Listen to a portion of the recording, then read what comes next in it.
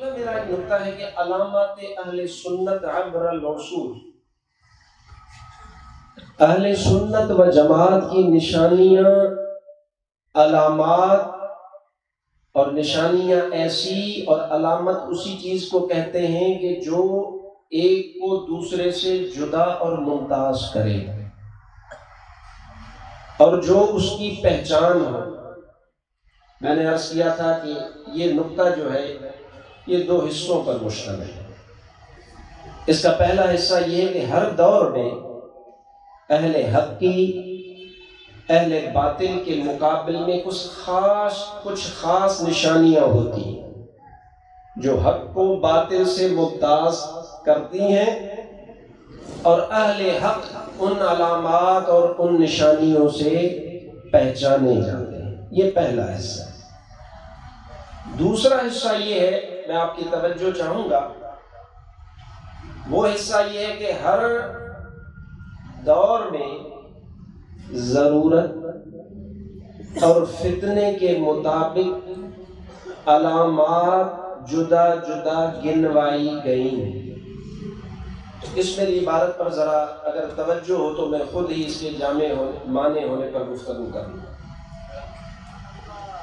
اصول تو اہل سنت کے ہمیشہ ایک ہی ہیں، چاہے ماتریدی ہیں چاہے اشاعرہ ہیں۔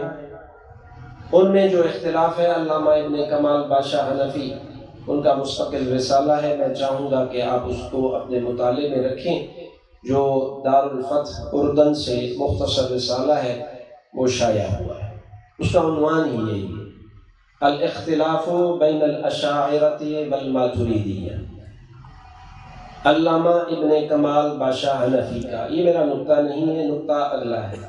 انہوں نے اختلافات گنوائے ہیں اور فرمایا کہ یہ جتنے بھی اختلافات ہیں وہ لفظی ہیں،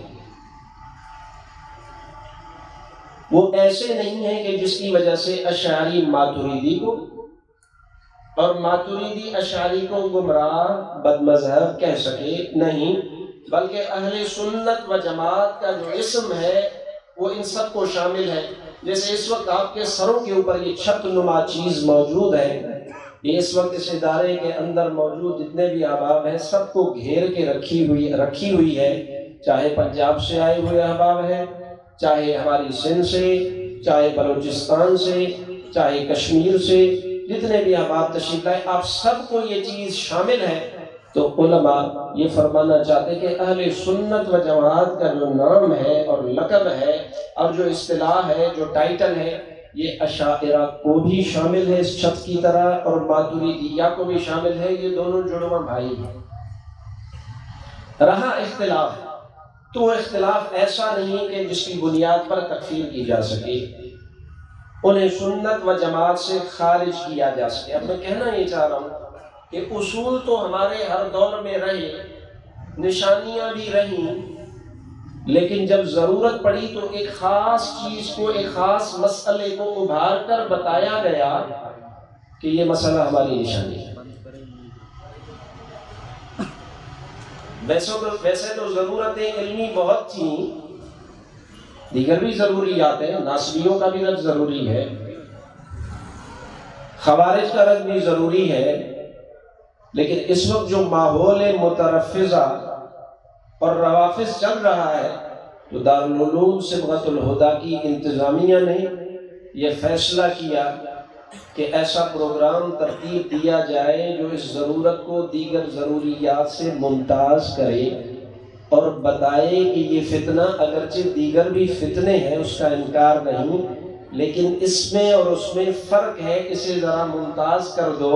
میں یہی بات کہنا چاہ رہا ہوں، اصول اور مسائل تو یکساں موجود تھے، لیکن کچھ ایسے مسائل ان کو ابھار کر بتا دیا گیا اور ہر زمانے میں کہا گیا کہ یہ اہل سنت کی نشانی ہے۔ حضرات گرامی قدر احباب علماء کرام، ان نشانیوں کی دو قسمیں، ایک نشانی کا تعلق مسائل سے، آپ حیران ہوں گے ابھی جو بات کرنے جا رہا ہوں، اور کچھ چیزوں کا تعلق شخصیات سے۔ اجمالاً تفصیل آگے عرض کروں گا۔ اجمالاً یہ ہے کہ کچھ مسائل ایسے جس کے لیے کہا گیا کہ یہ سنیت کی پہچان ہے، یہ چیز علامت اہل سنت ہے، یہ چیز امتیاز اہل سنت ہے، لیکن فقط مسائل تو آپ کے ذہن میں ہیں، میں مزید وضاحت سے عرض کرتا ہوں، لیکن شخصیات بھی کثیر ایسی ہیں کہ جن کو سنیت کا معیار قرار دیا گیا۔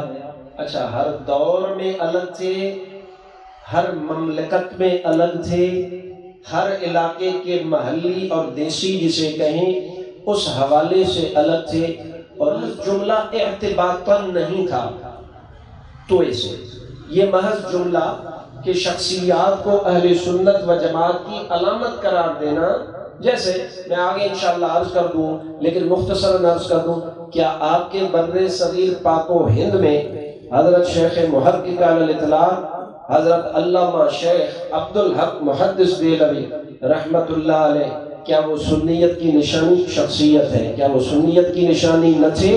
اور پچھلے دور میں تشریف لیتے آئیے تو آپ مجھے بتائیے کہ امام اہل سنت مجدد دین و ملت حضرت شاہ احمد رضا خان فاضل بریلوی رحمت اللہ علیہ، تاجدار بریلوی رحمت اللہ علیہ، کیا اہل سنت کا نشان نہ تھے اور نہ ہیں؟ بالکل اہل سنت کا نشان وہ بھی تھے اور اب بھی ہے۔ یہ اہل سنت و جماعت کی شخصیات ہیں، لہٰذا یہ بات ذہن میں رکھیں کہ علامات فقط مسائل سے تعلق بولیے ذرا نہیں رکھتی، بلکہ شخصیات بھی، دوبارہ کہیں، شخصیات بھی، گفتگو فرمائیے، شخصیات بھی علامات۔ یہ مقدمہ آپ کے ذہن میں رہا۔